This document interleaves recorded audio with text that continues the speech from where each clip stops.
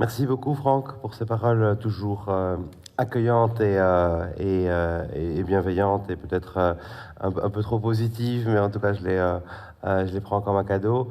Bonjour, madame, bonjour, messieurs. Ravi d'être ici. C'est vrai que je sors d'une grippe assez terrassante, donc je convoque les meilleures énergies pour commencer ce cycle de 6 conférences qui est consacré au système, aux ultra-forces et au soi. C'est le titre que j'ai cherché à donner. Et dans ce cycle de conférences, il s'agira d'essayer de construire un modèle intellectuel pour dire notre époque. C'est évidemment une tentative assez ambitieuse et un but qui est là donné, qui peut paraître sans doute pas extravagant, mais en tout cas assez prétentieux intellectuellement. Mais de prétention, il n'en est question que une prétention intellectuelle. Il y a l'essai de nommer ce que nous vivons, en sachant bien que ce que nous vivons est multiple et que des tentatives de ce genre, il y en a beaucoup. Mais c'est là une tâche philosophique majeure, c'est là une tâche philosophique essentielle, c'est de mettre des mots sur le contemporain, de mettre des mots sur notre époque, sur les forces qui la traversent, sur les ultra-forces qui la traversent aussi, puisque ce néologisme-là, on le verra, sert, je le pense, à désigner certains des courants de fond de notre civilisation. Finalement, on est passé dans la philosophie contemporaine d'une philosophie qui pouvait s'intéresser aux sciences, qui pouvaient s'intéresser aux techniques dans les années 70, dans les années 80, et qui avait un discours plus épistémologique, à une philosophie qui aujourd'hui essaye d'articuler une réflexion sur les sciences et sur les techniques qui sont tout de même le fait dominant du monde contemporain, à une réflexion politique. C'est-à-dire qu'il y a un nœud entre philosophie des sciences et des techniques et philosophie politique, qui est un nœud que l'on doit chercher à comprendre, qui est un nœud qui mérite toute notre attention.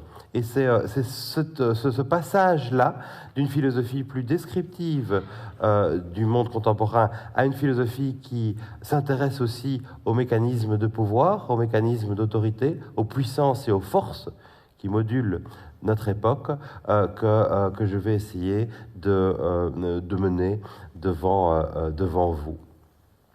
Alors, pour commencer, j'aimerais parler de la notion de système. Et la plupart de cette conférence-ci va être dédiée à une analyse de ce que l'on peut appeler système. Ce terme de système a été utilisé énormément dans les années 2015-2016 surtout, avec toute une série de rhétoriques anti-système. On les a vus aux États-Unis, avec Trump, qui s'est ouvertement présenté comme un candidat anti-système, avec toute l'ambiguïté. On le comprend qu'une personne comme cela, qui a tout de même été nourrie par le grand système de l'immobilier américain, si on peut l'appeler comme cela, peut désigner. Mais enfin, il s'est dit « je suis contre le système et je veux le réformer, sinon l'abattre ». En Angleterre, on a vu également, avec le Brexit, se développer une série de discours qui, amalgamant le système à l'Europe, ont voulu retrouver quelque chose comme un nationalisme anti-système, avec toute la difficulté que ces termes charrient. Pendant les élections présidentielles françaises, également, les mentalités anti-système fleurissaient à l'extrême droite, à l'extrême gauche, mais aussi avec le candidat qui est aujourd'hui président de la République et qui se posait clairement comme quelqu'un qui était contre le système. Bon. Qu'est-ce que cela veut dire? Qu'est-ce que cela veut dire que tant de personnes extrêmement différentes tout de même, et à aux antipodes parfois sur l'échiquier politique, aient eu besoin de nommer par ce terme abstrait, extrêmement abstrait, leur opposant. Bon, nous allons nous intéresser à cette notion de système, mais ce que cela veut dire d'abord, c'est qu'ils ont eu besoin d'un ennemi, et que peut-être que l'ennemi le plus commode à construire aujourd'hui est aussi le plus flou, le plus difficile à décrire, quelque chose qu'ils appellent système sans trop s'engager à en dire précisément les contours. C'est sans doute ce discours de rupture, ce discours qui charrie en lui une violence, une vraie violence, puisque c'est un discours qui est fondamentalement un discours de contre, d'anti-système, et on pourrait parler assez longuement de la manière dont, sans doute, Trump a, sur cette planète, comment dire, autorisé une certaine violence du discours, une certaine violence du contre, que l'on voit sans doute toujours davantage prendre son essor, malheureusement. Mais enfin, cette opposition fondamentale s'est matérialisée dans cette notion de système. Je pense qu'il faut essayer de comprendre le système de manière beaucoup moins idéologique et beaucoup plus matérialiste. C'est ce que l'on va essayer de faire aujourd'hui, en coupant court aux grandes rhétoriques anti, et en se disant que le système est une réalité beaucoup plus complexe. Nous vivons dans le système, bien évidemment. Il est très difficile de voir ce que peut-être sont dehors, pour l'Europe en tout cas, mais on va essayer de construire des marqueurs de dedans et de dehors du système. Donc, ce qu'il faut dire, c'est que le type de pensée dans lequel j'essaie de m'inscrire est une pensée qui est assez modeste par rapport aux puissances du concept. Vous savez qu'on a connu des pensées extrêmement mégalomanes, comme celle de Hegel, par exemple, qui, en disant que tout ce qui est réel était rationnel, pensait que le concept, finalement, pouvait englober le monde, ou pouvait dire le monde, et que le concept était suffisamment puissant et motivant pour rendre compte de tous les aspects de la réalité. On n'en est plus là du tout. On n'en est plus là du tout, et toute tentative d'avoir un discours intellectuel qui serait au-dessus de la réalité diverse de l'empirie me semble impossible aujourd'hui.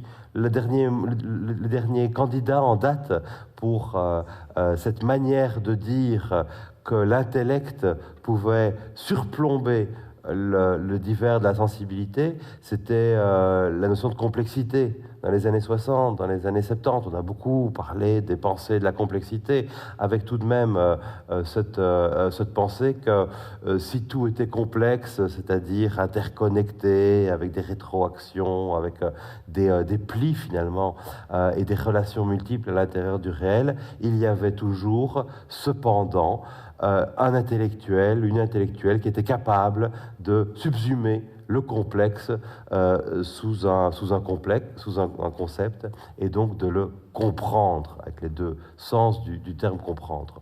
On n'en est plus là du tout, et à cette notion de complexité, je crois qu'on peut opposer aujourd'hui la notion de perplexité, avec également le sens psychologique que la perplexité charrie.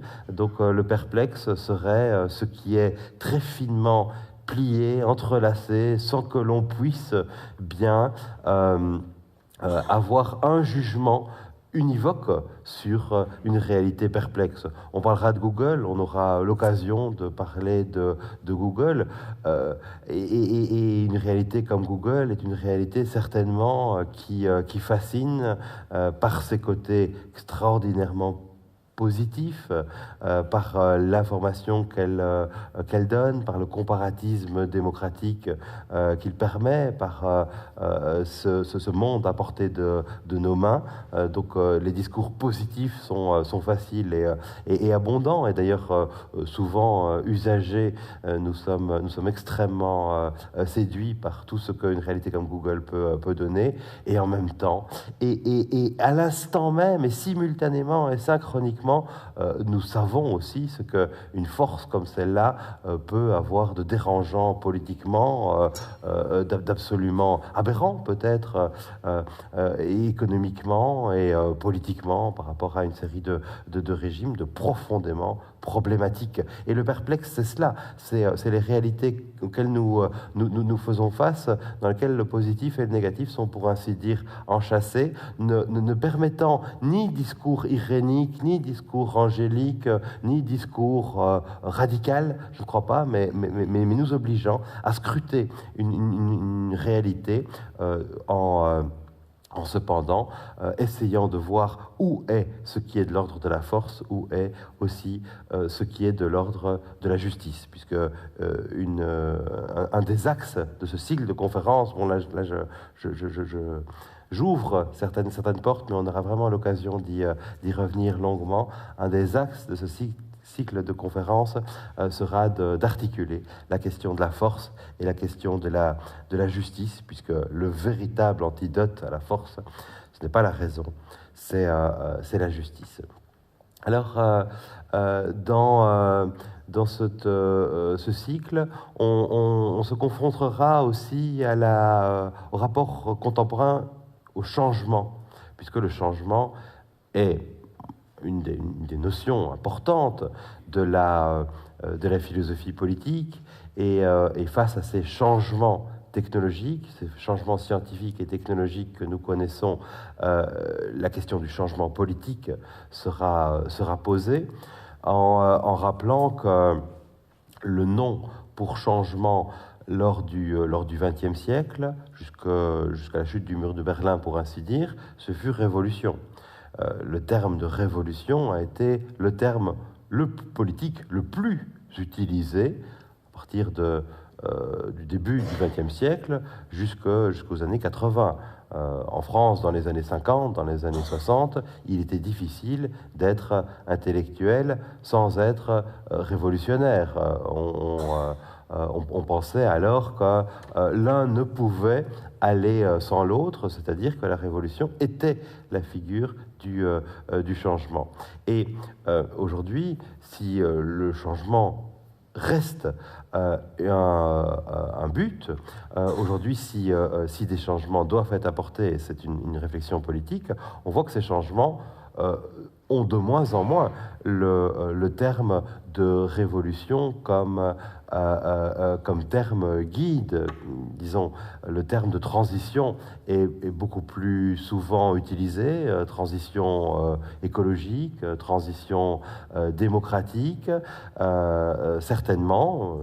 J'avais à l'époque fait une étude sur ces mentalités des transitions, essayant de dire pourquoi le concept de révolution semblait avoir perdu de son éclat, mais enfin, on est dans le présent, et donc on ne peut jamais jurer de l'avenir, mais semblait sans doute avoir perdu de son éclat parce que la révolution, dans son essence, implique une sorte de remise à zéro, implique une sorte de table rase, ce que la complexité extrême de notre civilisation, qui suppose des centres de néonatologie, des routages, des satellites, des moyens de subsistance pour des milliards et des milliards d'individus, semble absolument rendre impossible. En plus de cela, la révolution étant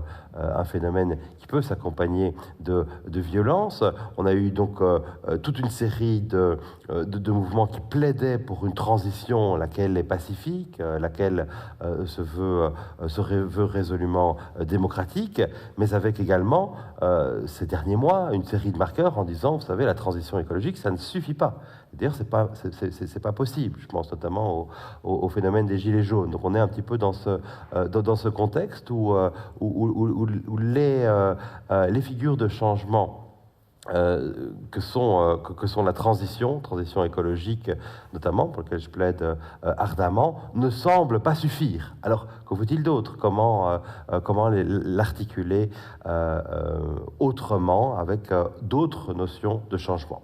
Voilà une série de portes entrebâillées, pour ainsi dire, et c'est vers là que j'aimerais mener une réflexion partagée avec vous, qui donc commence par cette notion de système, et qui donc commence par une analyse plus matérialiste de la notion de système. Je crois que l'architecture conditionne nos existences, que la manière de penser l'espace marque nos modes de pensée, marque nos modes d'existence. Les architectes ont en vérité une profonde responsabilité dans nos manières de vivre, dans nos manières de nous déplacer, bien évidemment, dans nos manières d'être les uns avec les autres.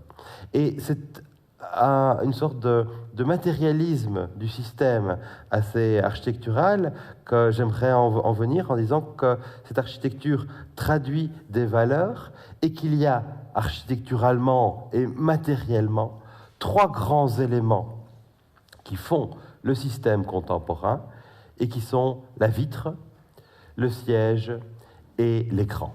Vitre, siège, écran, trilogie, nous disant ce qu'est le système, nous le disant de manière sans doute moins floue et moins idéologique que les grands discours anti-système que je citais tout à l'heure. À ces discours-là, à cette idéologie et à cette rhétorique, j'aimerais opposer un matérialisme qui essaye de montrer que vitre, siège et écran sont les trois marqueurs du contemporain, si bien que être dans le système, c'est souvent être assis face à un écran du côté de la vitre où règne l'air conditionné. Ce serait une définition minimale du système, mais j'essaierai de montrer qu'il y a là quelque chose qui est un marqueur de notre époque. Alors, ce qu'il faut d'abord dire, c'est que le verre plat, duquel on fait les vitres, est un prodige technologique. Il est fait pour ne pas être vu, et c'est pour cette raison qu'on le remarque très peu. Mais fait pour ne pas être vu, il crée un tout autre rapport entre le dedans et le dehors. Il est d'une certaine manière plus révolutionnaire que le béton armé. Le béton armé, c'est certain, a été une révolution dont Le Corbusier, en architecture, a pressenti très tôt, dès les années 30, les pouvoirs de changement d'un monde. Et par le béton armé, il a créé, avec beaucoup d'autres évidemment, des bâtiments que nous connaissons.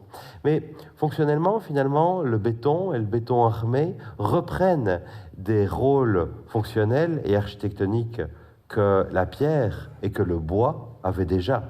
C'est-à-dire qu'ils permettent des parois opaques, qu'ils permettent la construction de murs et qu'ils permettent la construction de poutrelles également. Finalement, l'armature de métal dans le béton étant comme une sorte d'armature organique du bois. bon, à quelque chose de fibreux, mais qui aussi peut avoir des déformations, être courbé, par exemple. Le verre est tout à fait différent.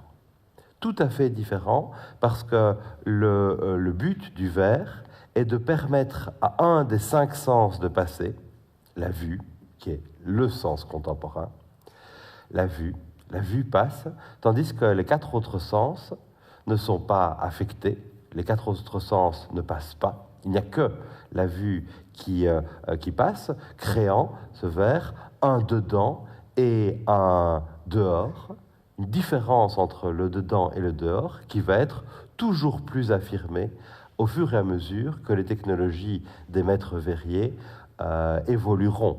Le verre est une création technique surtout romaine. Ce sont les Romains de l'époque augustinienne qui sont les premiers à la maîtriser.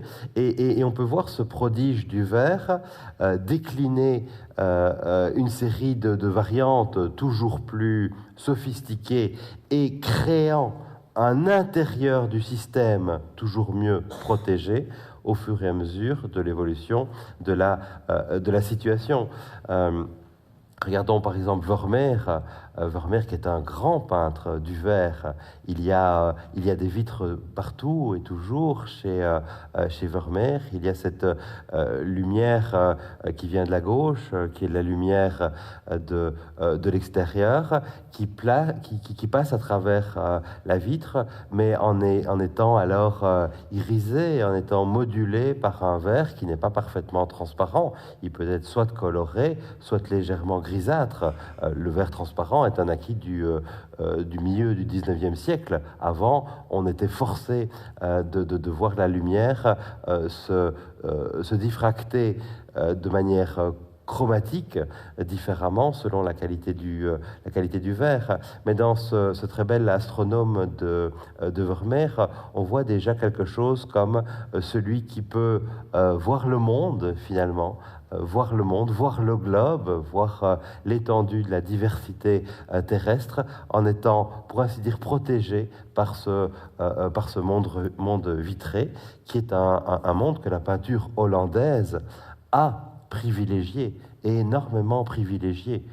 D'abord pour deux raisons sans doute. D'abord parce que le protestantisme ayant interdit aux peintres hollandais d'encore peindre la Vierge, bien évidemment, mais aussi d'encore peindre le Christ, puisqu'on ne décore pas les églises protestantes, les peintres hollandais ont dû alors aller vers soit le paysage, et ce sont les moulins que nous connaissons, ce sont les Landes et autres, soit vers ce monde de l'intimité, vers ce monde du dedans, vers ce confort domestique et bourgeois que la peinture hollandaise nous montre, avec parfois de l'humour, avec parfois une certaine gravité, et puis également parce que l'éthique protestante est une éthique de la surveillance possible de tous par tous, et l'on sait que la Hollande s'est construite architecturalement avec beaucoup de vitres où la société peut avoir une vue sur l'autre. Ça, c'est un moment, le moment XVIIe, disons, du verre. En bas, on peut parler du Crystal Palace.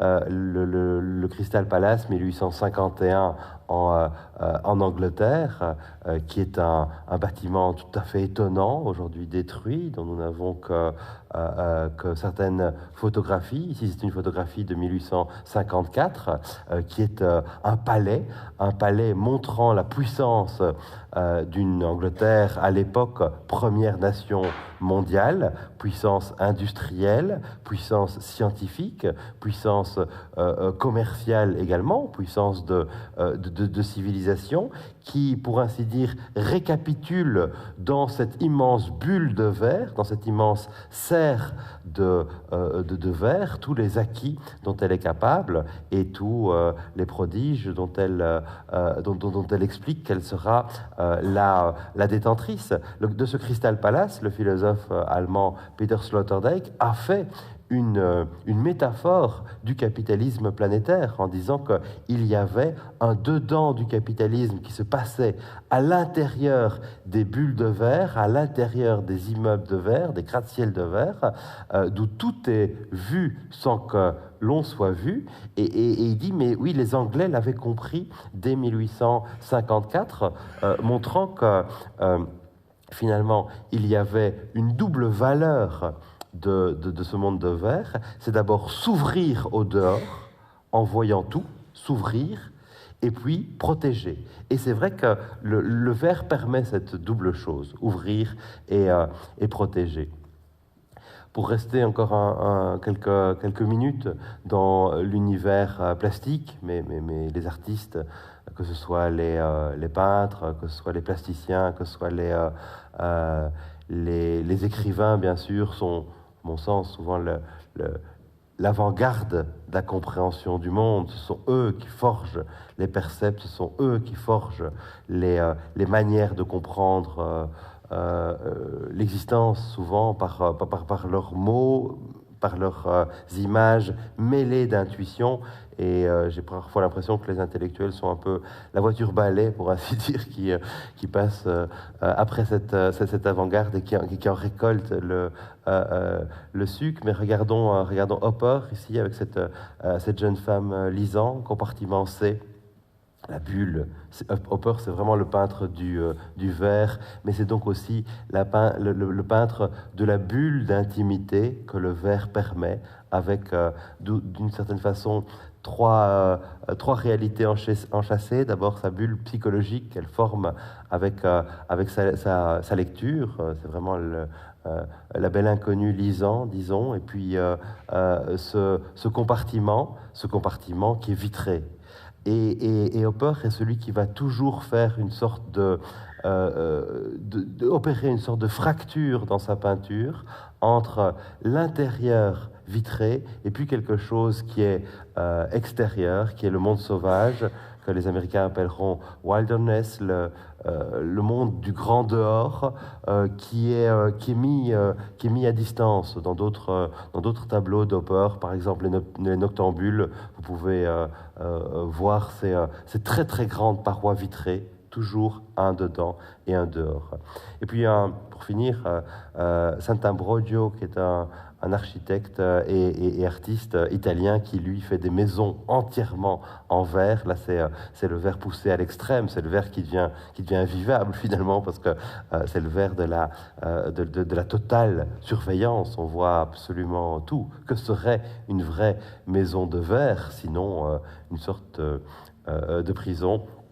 Ici, cependant, la maison de verre est tellement éloignée dans la nature, et il n'y a que la nature alentour, il n'y a que les animaux, finalement, pour voir les humains qui y vivent, ce qui est assez différent que d'être vu par ses voisins.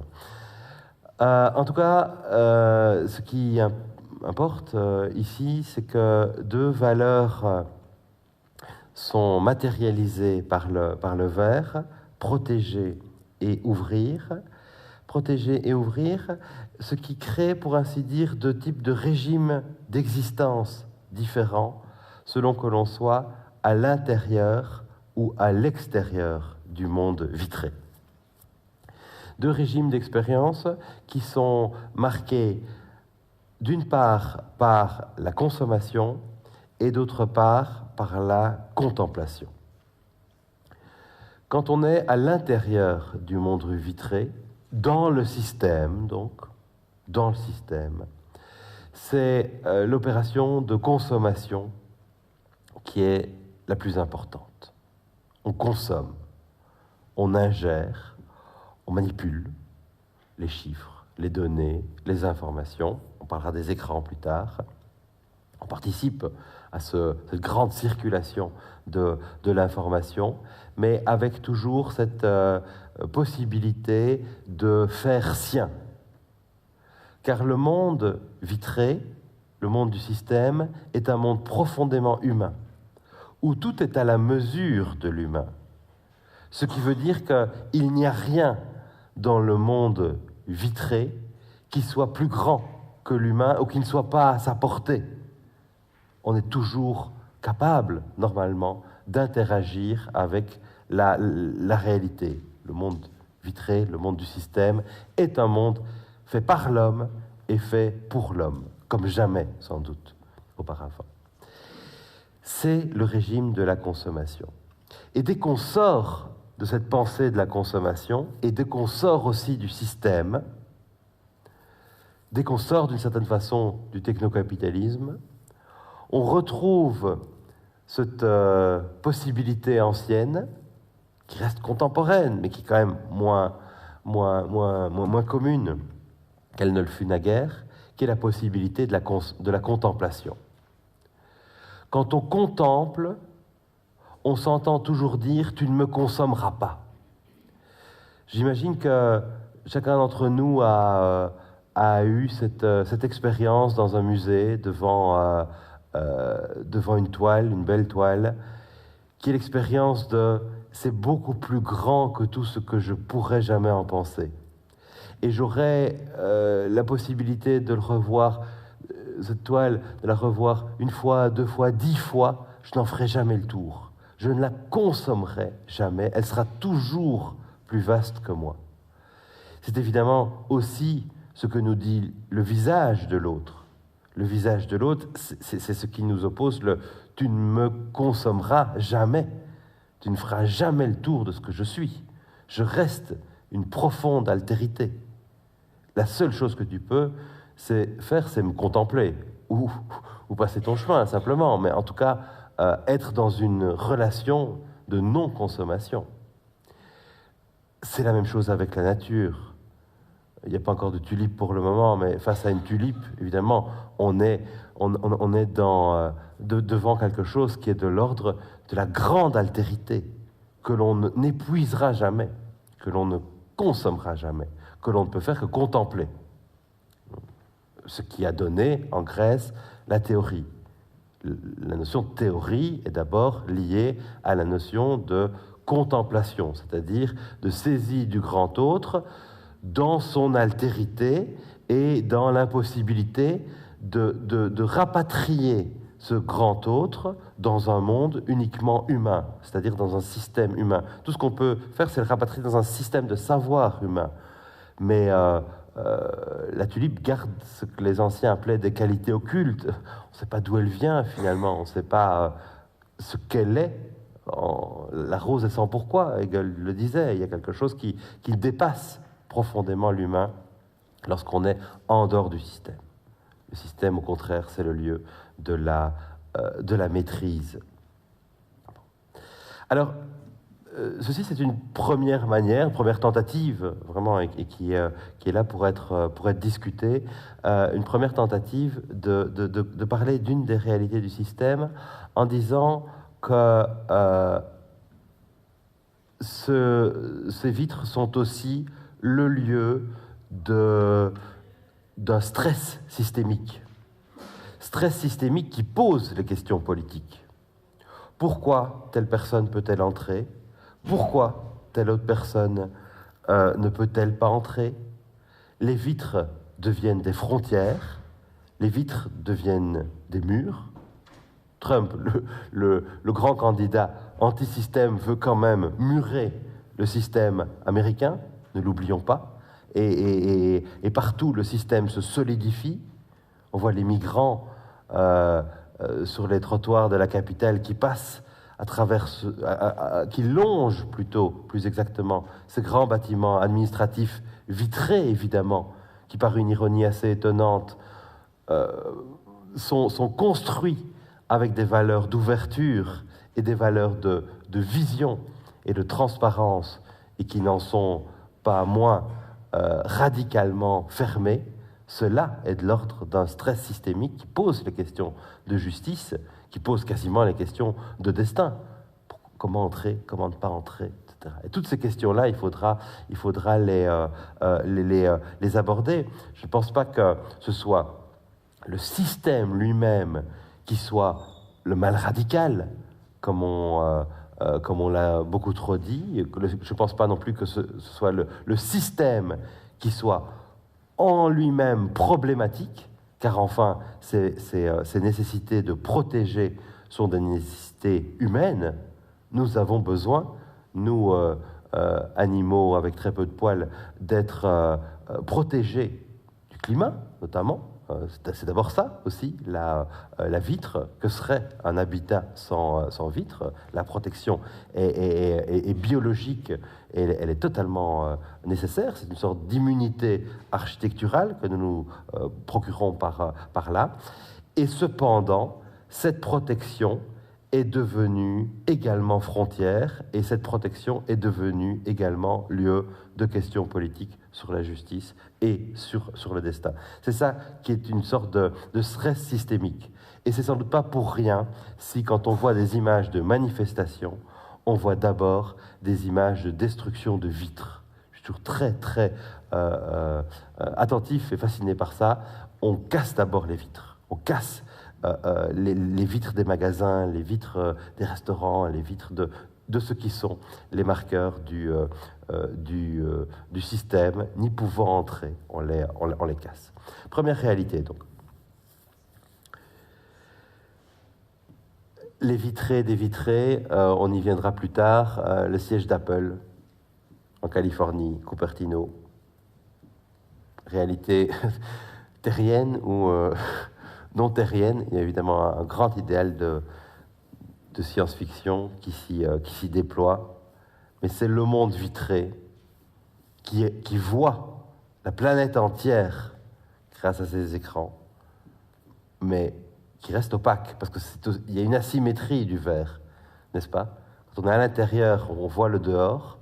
Quand on est au dehors, vous ne voyez que la fascination qu'une sorte de bâtiment comme celui-là peut dégager. Architecturalement, c'est très fort. C'est évidemment aussi puissant qu'une pyramide égyptienne en termes de signification. Mais on a moins de manière de la décoder. Deuxième réalité sur les trois qui sont là pour dire le système. Deuxième réalité, les sièges. Voilà encore un inapparent, voilà encore quelque chose que l'on ne voit pas ou que l'on ne voit que très peu. Les sièges.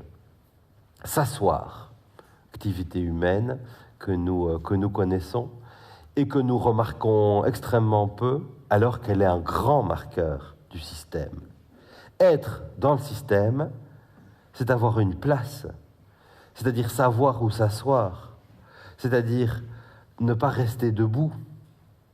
Et qui est un peu observateur, sait dans une entreprise, par exemple, qu'il y a différents types de sièges, qui sont des types assez matériels. Il y a les sièges avec accoudoir, sans accoudoir, de cuir ou sans cuir, avec roulette ou pas. Il y a les simples bancs pour le commun. Il y a les sièges agréables pour des personnes qui ont plus de responsabilités. Et allez toujours tenter de vous asseoir sur le siège de l'autre. Vous verrez qu'il y a là tout un ballet, toute une chorégraphie finalement qui est extrêmement codée, et que dans cette manière de s'asseoir, dans cette manière de siéger, beaucoup de choses sont dites sur les places et sur les fonctions. Rimbaud a écrit un très beau poème sur les assis, qui en dit très long. C'est un poème qu'il a écrit jeune, à l'âge de... Enfin, il a tout écrit jeune finalement, mais il l'a écrit à l'âge de 18 ans sur la bibliothèque de Charleville, parce qu'il y avait toujours deux vieux bibliothécaires qui étaient en permanence assis. Et lui, qui se sentait intrus partout, était le debout, qui lisait même debout. Il ne pouvait être que debout. Et il disait alors... que devant lui, il y avait des gens qui avaient greffé dans des amours épileptiques leurs grands squelettes aux ossatures de leurs sièges, pour qui les sièges avaient des bontés.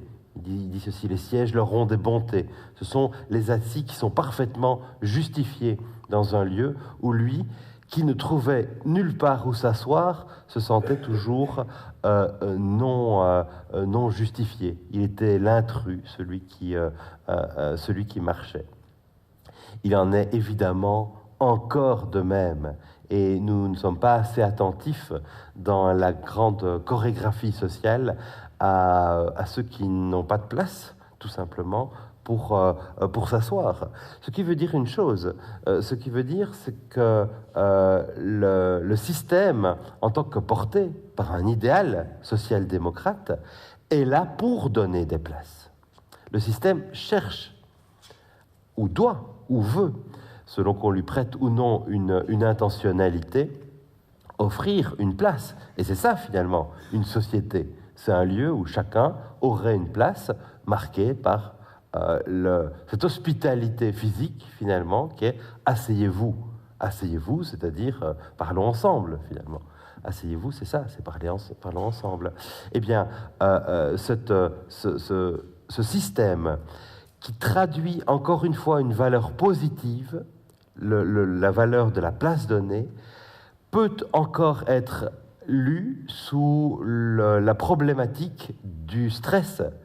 Il n'y a plus assez de place, ou il n'y a pas assez de place. Il y a des places qui manquent, il y a des places manquantes. S'asseoir est devenu difficile pour beaucoup. On parle de chômage, bien évidemment, on parle de métiers sous-qualifiés dans lesquels s'asseoir alors, au lieu que c'est normalement une promotion, pouvoir être assis, s'asseoir à certains endroits est quelque chose qui peut être difficile, qui peut être violent. On pourrait parler des open space assez longtemps et la manière dont le monde du travail peut gérer le fait de s'asseoir en faisant des humains simplement des outils, simplement des instruments. On pourrait aussi parler, pour essayer de montrer comment cette valeur, cette noble valeur de donner une place à chacun est en crise, on pourrait aussi parler de la robotisation.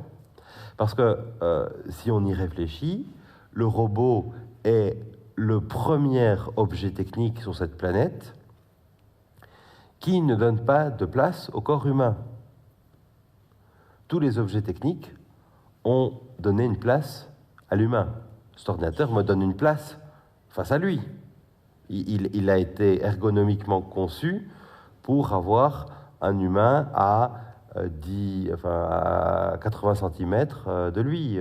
Un marteau donne une place à mon bras, à ma main. Un siège donne une place évidemment à mon corps.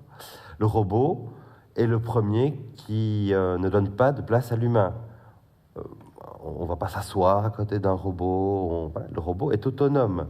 Et quand on parle d'une sorte à terme, de remplacement de certains humains par des robots, c'est vrai que ça veut simplement dire qu'il y a des lieux où l'humain n'a pas besoin d'être là, où l'humain n'a pas de place. Il y a quelque chose à nouveau d'un stress systémique qui peut se laisser comprendre par ce manque de place, qui est une question existentielle extrêmement, extrêmement forte. Et je crois qu'on comprend peut-être un peu mieux les mentalités anti-système en disant, en les reformulant dans le langage du siège et de la place. Ceux qui sont debout chez Hannah Arendt, ce sont aussi ceux qui sont dans la politique. Arendt dit « Travailler, c'est être assis, c'est être dans le système, c'est faire ceci, faire cela, c'est être dans le monde du travail. L'action politique, elle, nécessite de se lever. » On sait que quand on prend la parole dans une salle, on se lève en disant « Voilà, j'existe, je ne suis pas uniquement fonctionnel, j'ai quelque chose de l'ordre de la parole, et la parole est toujours déjà politique pour Arendt. Prendre la parole, exprimer son vécu en l'articulant avec le souci du bien commun, cela se fait chez Arendt debout, et cela se fait de manière politique. On essaiera de poursuivre cela. Et puis alors, la troisième réalité qui façonne évidemment le contemporain, c'est l'écran, bien sûr. Bien sûr, l'écran qui peut être vu selon cette métaphore du double entonnoir. Double entonnoir dans lequel le monde entier aurait été petit à petit traduit, aurait été numérisé, aurait été digitalement converti, si bien que c'est la totalité de l'expérience qui de plus en plus passe par l'écran et défile sur nos écrans, cette conversion étant aussi une action, et ce passage par l'écran crée un nouveau monde qui est un monde virtuel et qui est souvent celui dans lequel nous habitons. Nous habitons nos écrans. Nous habitons dans nos écrans. Nous sommes dans nos écrans avec passion. Et nous y faisons énormément de choses. Nous agissons sur le monde. Nous sommes dans le monde en étant dans l'écran, finalement. Nous sommes au monde en étant dans l'écran. C'est, pour le dire à Heidegger, un être au monde virtuel, mais tout à fait nouveau et inanticipable. Dans les années 50, on n'avait pas anticipé comme cela. On n'avait pas anticipé qu'il y aurait, en 2019, plus de 3 milliards d'écrans sur la planète. Plus de 3 milliards d'écrans sur la planète. Et cela va toujours s'approfondissant. Je pense que la plupart des humains en Europe ont 4-5 écrans à leur disposition. Interconnectés, évidemment. Qui pose la question des relations entre la carte et le territoire. Vous vous souvenez de la manière dont une série d'intellectuels avait dit, finalement, attention, la carte n'est pas le territoire. Un plan de Paris n'est pas la ville de Paris. Ne confondons pas la réalité et la manière de représenter la réalité. Le concept de chien n'aboie pas. Ce sont les chiens qui aboient, pas leur concept. Bon. Et on ne peut pas vivre sur la carte. C'est ce qu'on disait avant. Borges avait d'ailleurs fait plusieurs nouvelles fabuleuses où quelqu'un avait été obligé de décrire, enfin, pas d'écrire, pardon, de dessiner une carte à l'échelle 1-1, la carte du territoire à l'échelle 1-1. Et tout le monde dans ce pays imaginaire avait été étouffé par cette carte à l'échelle 1-1. C'est la même personne qui avait par la suite dû écrire le catalogue de la bibliothèque, catalogue dans lequel tout ce que comprennent les livres est écrit. Évidemment, il avait dû écrire un livre qui reprenait la bibliothèque entière. Bon, Borges, alors, assez ludiquement et magiquement, réfléchissait sur les cartes qui deviennent des territoires. Mais Internet semble parfois être devenu une carte plus importante que les territoires lui-même, et c'est la carte dans laquelle on vit. Et c'est la carte dans laquelle on vit, toujours un peu plus loin, et derrière les vitres aussi. Hein, le monde vitré, le monde des écrans est un monde vitré, tout ça est assez cohérent, je pense.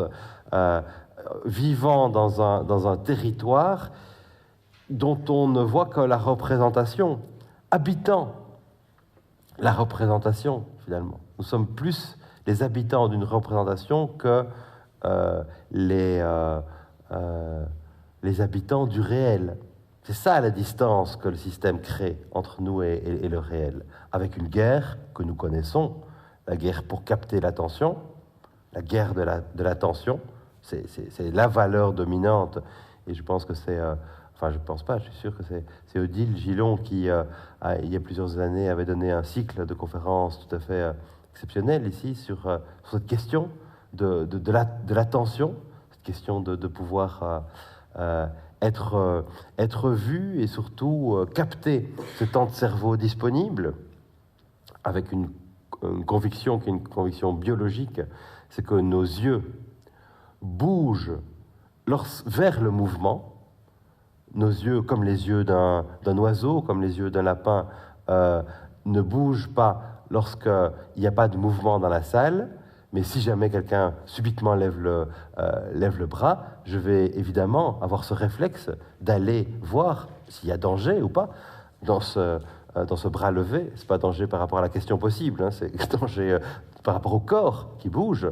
Mais tous les technologues des écrans savent très bien cela et savent bien que c'est en créant des événements physiques sur l'écran que notre œil sera attiré par eux.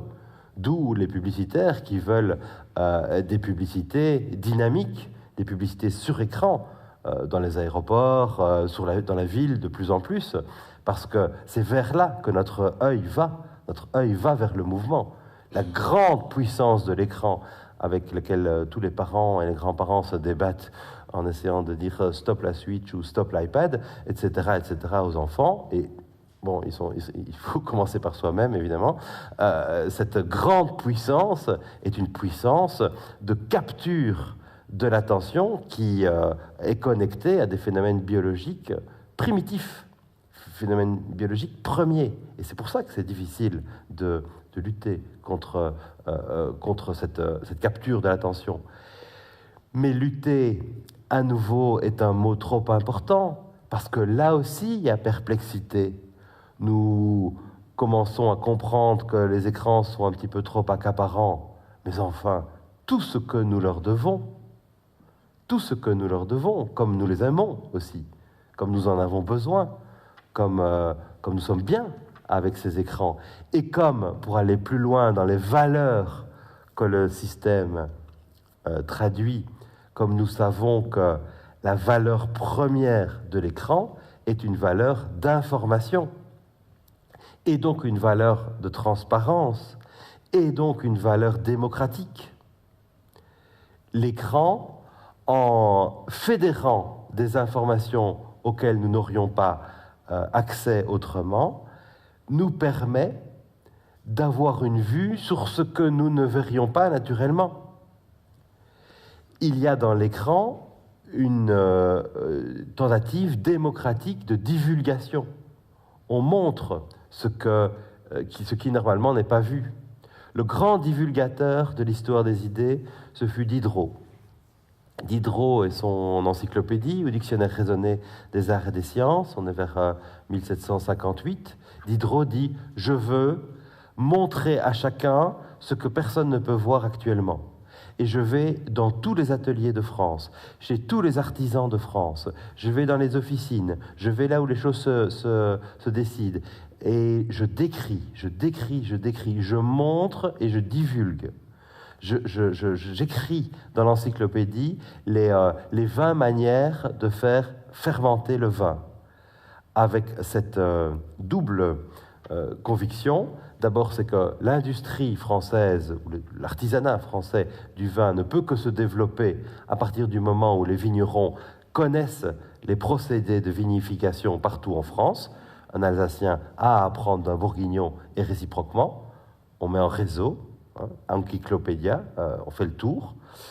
Et deuxièmement, on casse les privilèges des corporations et des artisanats en divulguant les secrets, parce que qui dit secret dit évidemment privilège, prébende ou monopole. Bon. Et Diderot dit, plutôt que d'avoir des mondes secrets, il faut pouvoir divulguer le monde, le montrer, bon, pas encore sur un écran, mais grâce à l'imprimer, et non seulement le montrer, mais en plus faire en sorte qu'il puisse servir à des nouvelles vocations qui sont basées sur la comparaison.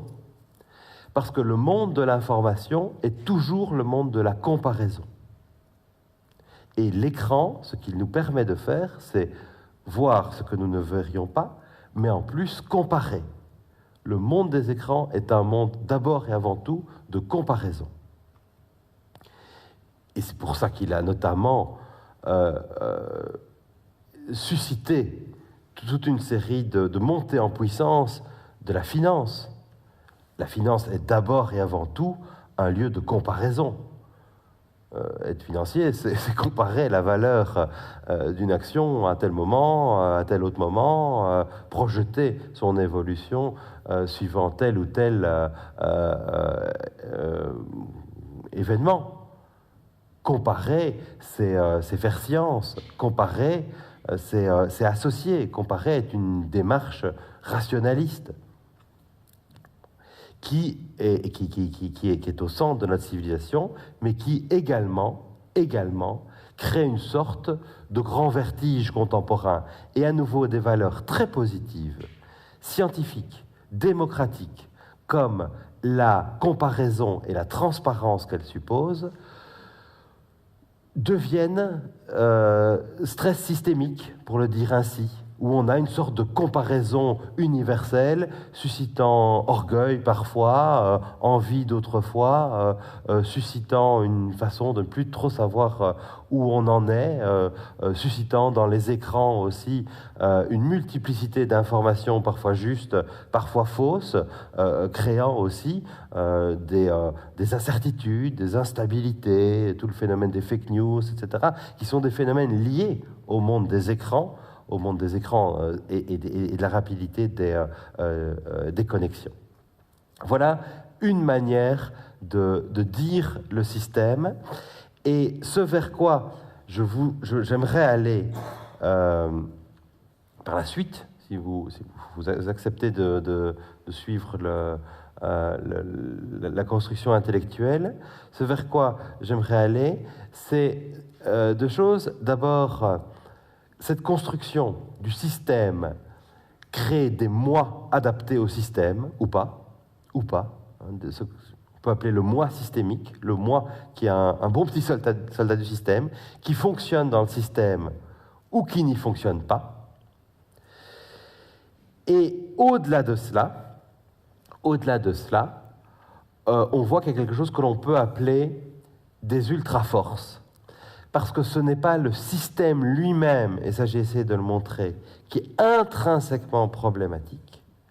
C'est un système qui est souffrant, qui a des zones, véritablement des zones de stress, mais ces zones de stress, plutôt que d'être causées par le système lui-même qui traduit des valeurs positives, est mis à mal ou stressé par ce qu'on peut appeler des ultra-forces, auxquelles je consacrerai la prochaine conférence, qui sont des forces puissantes de numérisation, de robotisation, de financiarisation, qui sont également les ultra-forces du populisme, qui sont de l'ordre de la force, pas du système, donc, de la force, de la puissance, qui sont une réalité d'une toute autre nature, et qui ont sur les systèmes des effets déstabilisants, des effets profondément déstabilisants qui aujourd'hui rendent la situation beaucoup moins lisible,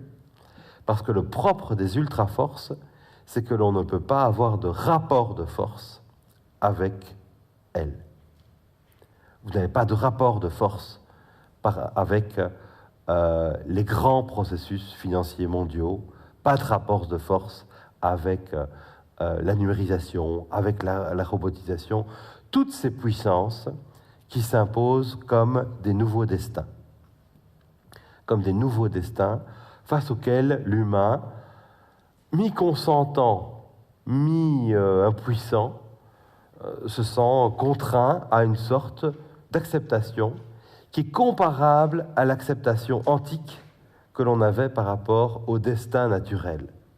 Je crois qu'à l'intérieur du système, nous nous sommes, grâce à nos sciences et grâce à nos techniques, assez bien débrouillés avec ce qu'il en était de la part destinale, en tant que la nature était destin. Les grands maîtres de l'acceptation du destin, ce sont les stoïciens. Sustine et astine. Voilà. Supporte et abstiens-toi. Tu es malade, eh bien, de toute façon, il n'y a pas de remède. C'est comme ça. Dans son manuel, Épictète dit, tu peux t'occuper de ce qui dépend de toi, ta bonne humeur, tes perceptions, tes désirs, tes pensées, Mais tu ne vas pas commencer à t'occuper de la météo, de la politique, de ta santé. Tout cela, ça ne dépend pas de toi. Ce sont les dieux qui décident.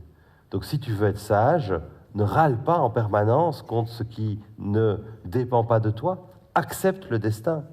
Et il dit même dans son manuel, si tu es en Méditerranée sur un bateau et qu'à cause des courants trompeurs, le bateau vient à couler, eh bien, remercie une dernière fois Zeus, et puis coule, simplement et sans râler. C'est ça le destin stoïcien. Non, mais c'est le destin stoïcien qu'on a appelé Providence encore longtemps. Et ce destin-là est la réalité du monde ancien.